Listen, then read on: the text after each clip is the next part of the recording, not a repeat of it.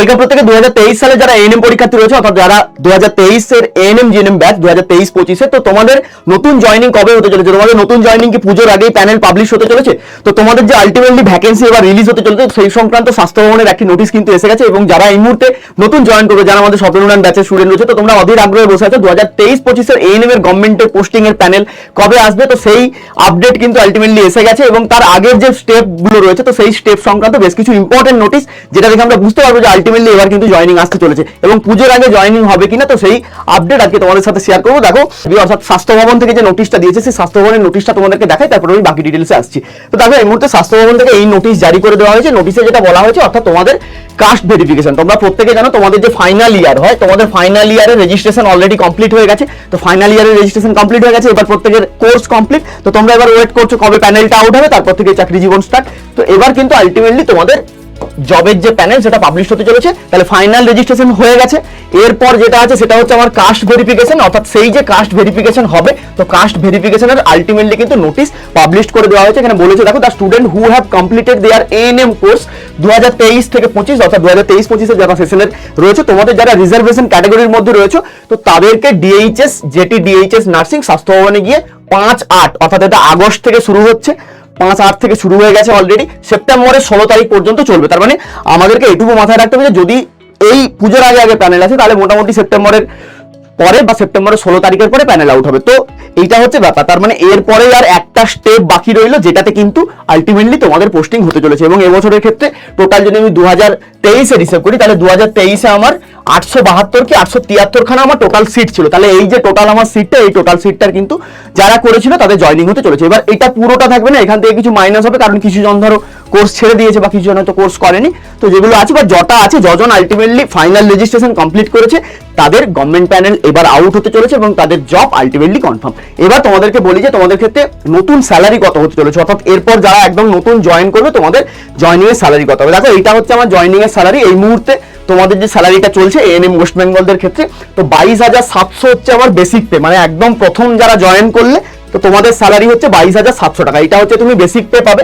এবার এই basic pay এর সাথে 3% করে প্রত্যেক বছর বাড়বে, মানে তুমি যত তোমার এক্সপিরিয়েন্স হতে থাকবে, যত তোমার জবের এজ বাড়তে থাকবে, প্রত্যেক বছরে 3% করে এর সাথে অ্যাড হতে থাকবে, মানে 22,700 সাথে বছরে 3% করে অ্যাড হতে থাকবে। এবং এর সাথে ডিএ পেয়ে যাবে। ডিএ হচ্ছে টোটাল এই মুহূর্তে যদি দেখা হয় 38% করে যারা নতুন জয়েন করবে তোমাদের ক্ষেত্রে প্রায় 8,626 টাকা হচ্ছে আমার ডিএ। তাহলে 22,700 8,626 এইচআরে পাবে, এটা 12% পাবে, মানে 2,724 টাকা।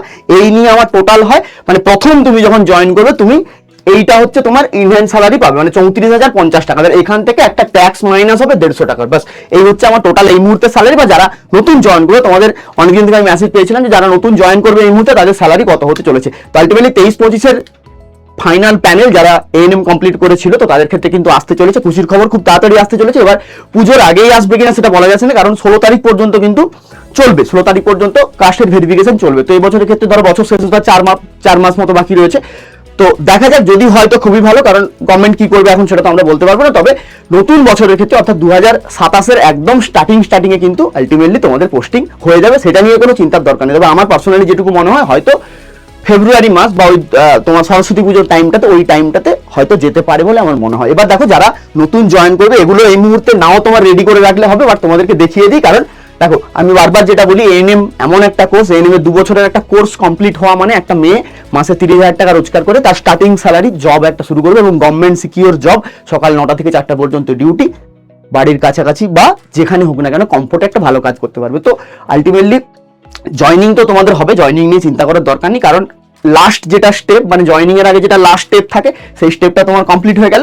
দেখো জয়নিং এর যেগুলো ডকুমেন্টস লাগবে তোমাদেরকে একবার বলে দিই, এই ডকুমেন্টস গুলো রেডি করতে হবে, এই মুহূর্তে না করলেও হবে, বাট এগুলো করতে হবে। প্রথম হচ্ছে আমার মেডিকেল ফিটনেস সার্টিফিকেট লাগবে, মেডিকেলি তুমি ফিট কিনা সেটা একটা সার্টিফিকেট লাগবে। আচ্ছা, তোমার যে জয়নিং রিপোর্ট, অর্থাৎ তোমার যখন জয়নিং হবে, জয়নিং এর যে অর্ডার, স্বাস্থ্য ভবন থেকে যে অর্ডারটা দেবে সেই অর্ডারের যে রিপোর্টটা, বেশ এই যে জয়নিং রিপোর্ট, এইটা হচ্ছে তুমি অন স্পটে গিয়ে পাবে, মানে সেটা নেওয়ার পর তারপর যখন তুমি যাবে সিএমওইচ এর আন্ডারে যখন যাবে এবং সেখানে গিয়ে যখন ভেরিফিকেশন করবে আলটিমেটলি তখন এই জয়নিং রিপোর্টটা অন স্পট বানিয়ে দেবে। অর্ডার কপিটা, যেটা তোমার স্বাস্থ্য ভবন থেকে যে অর্ডার কপিটা পাবলিশ করবে যখন তোমাদের প্যানেল আউট হয়ে যাবে তখন ওটা পেয়ে যাবে।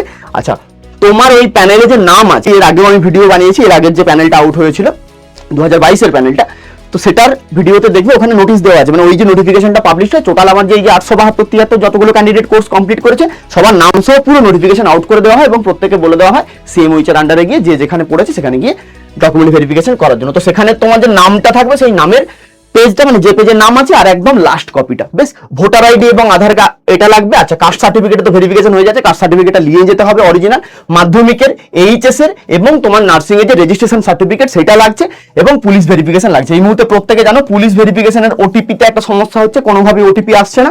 তো তোমরা একটা কাজ করতে পারো, যখন নোটিফিকেশন আউট হবে যদি ওটিপি পেয়ে যাও তো বেটার, যদি না পাও ডাইরেক্ট ওই নোটিফিকেশনটা একটা প্রিন্ট আউট সঙ্গে একটা লেটার লিখে গিয়ে তোমার যে পিএস রয়েছে সেই পিএসে গিয়ে জমা দিয়ে তুমি ওখানে একটা কাগজ রেডি করিয়ে নিতে পারো অফলাইন, মানে অনলাইনে যদি না হয়। বেশ, তাহলে এই ডকুমেন্টগুলো আমার লাগবে। তাহলে আলটিমেটলি তোমাদের কিন্তু জয়নিং পুজোর আগে হয়ে গেলে তো অসুবিধা নেই, হলে খুবই ভালো, বাট আলটিমেটলি কবে হতে চলেছে, বাট হতে চলেছে এইটুকু কনফার্ম থাকো। তো এই ছিল আজকের ভিডিও। তোমরা এতদিন থেকে অনেক মেসেজ করেছো স্যার 23-25 আলটিমেটলি জয়নিং কবে হবে, তো জয়নিং সংক্রান্ত আপডেট কিন্তু খুব শীঘ্রই আসছে। ততক্ষণ পর্যন্ত প্রত্যেকে ভালো থাকো এবং ভিডিওটা সবার সাথে শেয়ার করে দিও। আজকের মতো এই পর্যন্তই, থ্যাংক ইউ সো মাচ।